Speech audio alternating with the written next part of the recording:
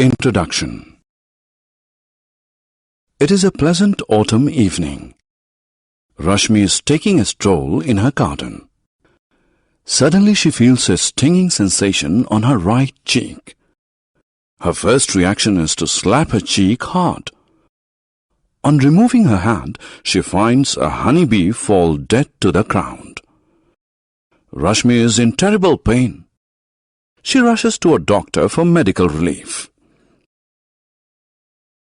You just saw Rashmi's first reaction to an external influence. In this lesson, you will learn more about the living things and their characteristics. Living things. Living things breathe, move, grow, and reproduce. Living things have sensation. They eat food and remove waste. Non-living things. Non-living things do not breathe, grow, and reproduce. They do not have sensation. Some non-living things are natural. Example, stone, gold, etc. Some non-living things are derived from living things. Example, honey, silk, etc.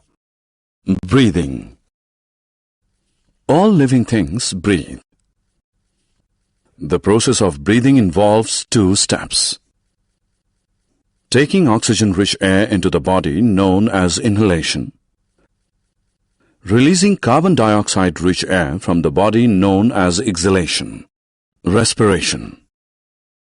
Food gives us energy. The process of release of energy by food into our body is called respiration. Oxygen helps in respiration. Carbon dioxide is released during the process of respiration. Growth. All living things grow with time. Some living things grow bigger and larger with time. For example, horses, human beings, etc. Some living things change their form with time. For example, butterflies, etc.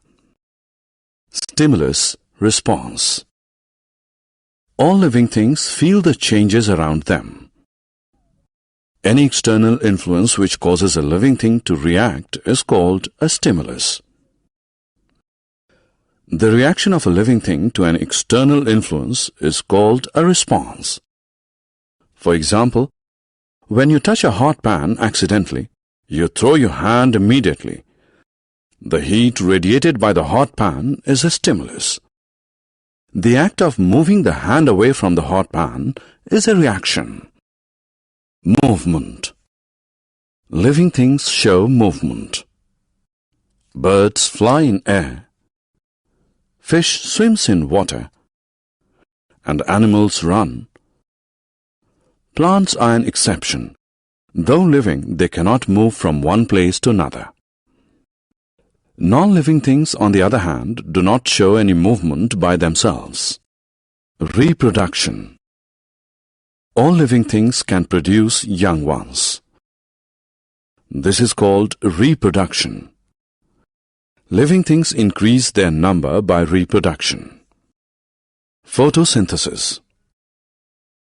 Plants make food in their leaves by means of a process called photosynthesis.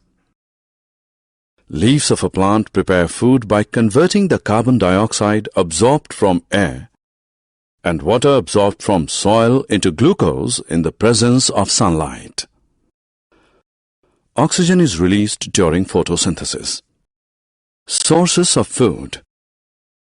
Some animals get their food from plants. They are called herbivorous. Cows and elephants are examples of herbivorous. Some animals kill and eat other animals for survival. They are called carnivorous. Tigers are examples of carnivorous.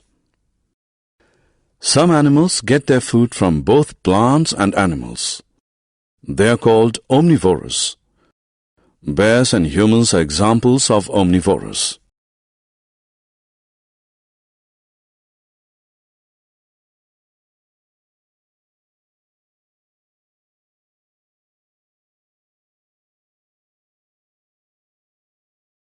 Summary.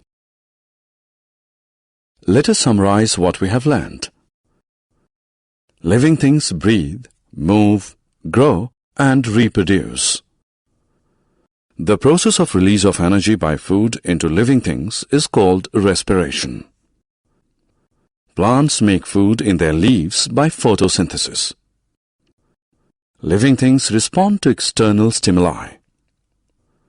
Living things increase their numbers by reproduction.